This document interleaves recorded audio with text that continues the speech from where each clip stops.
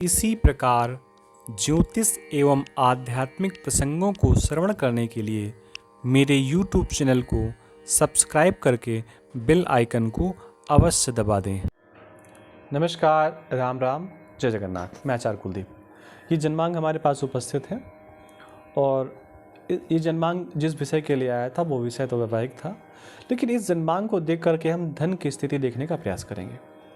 देखो, जन्म कुंडली के सबसे प्रमुख हिस्से होते हैं पहला भाव, चौथा भाव, सातवां भाव, 10वां भाव और 2 भाव और होते हैं जिनको बहुत अच्छा मानते हैं, जिसमें से 5वां भाव और 9वां भाव। इनको मिला करके हमारे पूरे भाव हो गए 4, 2, 6। इन 6 भावों को हम बहुत मानते हैं, बहुत श्रेष्ठ मानते हैं। पूरे भाव हमारे 12 होते हैं।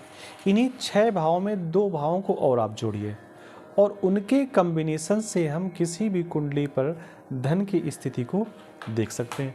2 भाव कौन से? एक हो गया हमारा आय का भाव और दूसरा जो हमारा धन कोष का भाव है, जहाँ पर हमारा धन इकट्ठा होता है।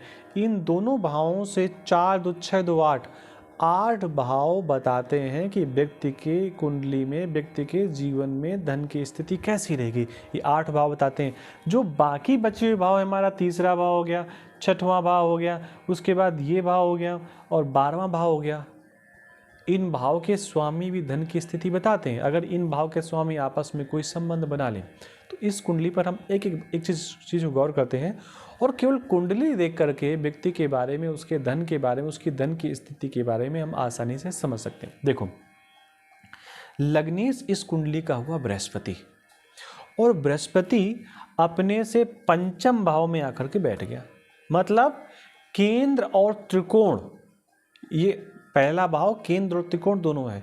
केंद्र और त्रिकोण दोनों का स्वामी होकर के ये अपने त्रिकोण पे बैठ गया। एक चीज में कह सकते हैं, केंद्र का स्वामी जाकर के त्रिकोण में बैठ गया तो धन की स्थिति तो अच्छी कर देगा, इसमें नो डाउट वाली कंडीशन हमको मान लेनी चाहिए। उसके बाद बैठा शनि है तो मन में भाव आपके किसी के आ रहा होगा कि शनि महाराज बैठे गुरु के साथ। देखो, गुरु शनि के बाद दूसरा प्लैनेट है जो बहुत बड़ा है। जितना बड़ा शनि है उससे थोड़ा छोटा गुरु है, क्योंकि शनि भारी ग्रह है और भारी लोगों की चाल बहुत ज़्यादा नहीं होती। खरगोश जितना तेज चल सकता है, हाथी की आप कल्पना करिए, सोच भी नहीं सकते आप। तो शनि महाराज हाथी जैसे हैं और जो बृहस्पति है ये भी कमजोर, इनको मत समझिए। तो 2 कुंडली के बड़े ग्रह शनि और बृहस्पति एक साथ त्रिकोण में बैठे हैं। इस त्रिकोण में बैठे 5म भाव पर बैठे हैं, शुभ भाव पर बैठे हैं और उस शुभ ग्रहों के ऊपर 11वें भाव के स्वामी की शुभ दृष्टि है। शुक्र महाराज की शुभ दृष्टि, अपने भाव से शुक्र महाराज इनके ऊपर दृष्टि भी डाल रहे हैं। यानी कि एक चीज़ तो निश्चित है कि व्यक्ति धनवान होगा, धन से परिपूर्ण होगा, धन की कोई कमी नहीं होगी। केवल बृहस्पति और शनि के कॉम्बिनेशन से हम इतना समझ सकते हैं। अच्छा, बृहस्पति और शनि किस किस भाव के स्वामी हैं? तो बृहस्पति तो है लग्न के स्वामी, शनि महाराज है द्वितीय भाव के स्वामी। यानी लग्नेश और धनेश ये दोनों एक साथ आकर के त्रिकोण भाव के स्वामी पर बैठ गए।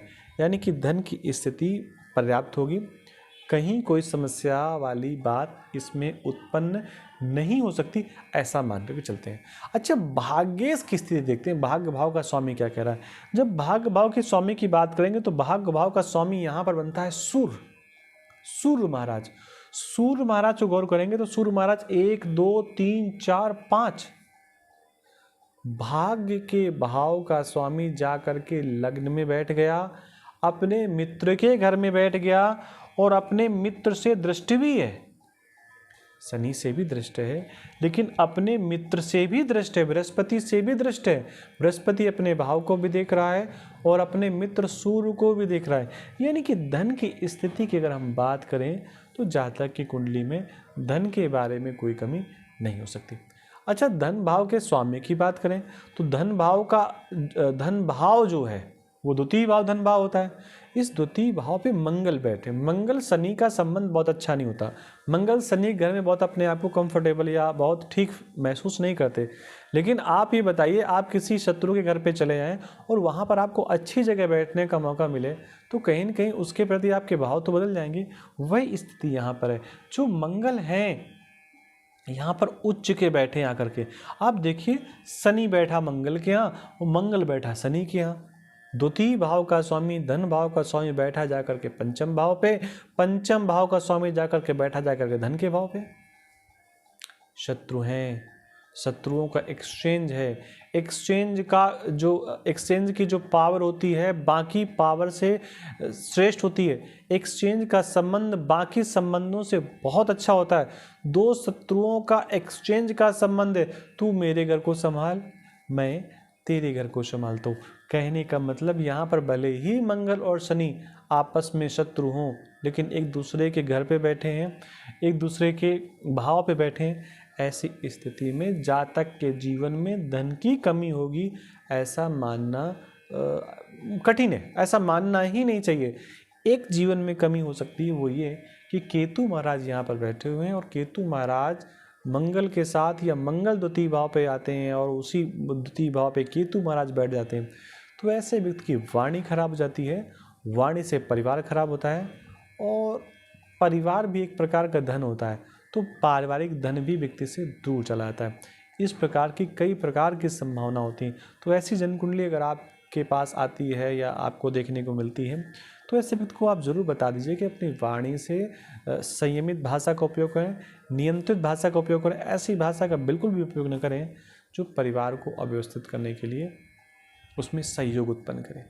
आपसे निवेदन है कि चैनल को सब्सक्राइब जरूर कर दें, इस वीडियो को शेयर भी करें, लाइक भी करें, कमेंट में जय जगन्नाथ जरूर लिखें। आप सबको राधे कृष्णा, नमस्कार, जय जगन्नाथ।